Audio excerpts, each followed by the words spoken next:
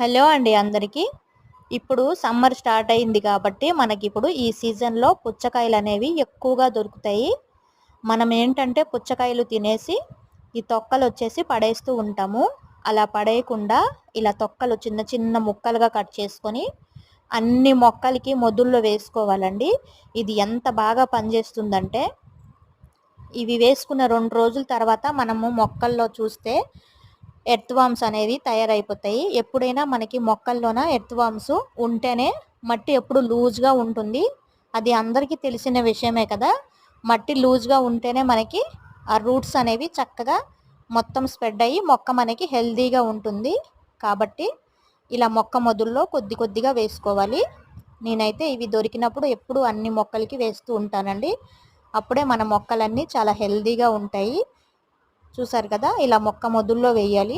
Thank you.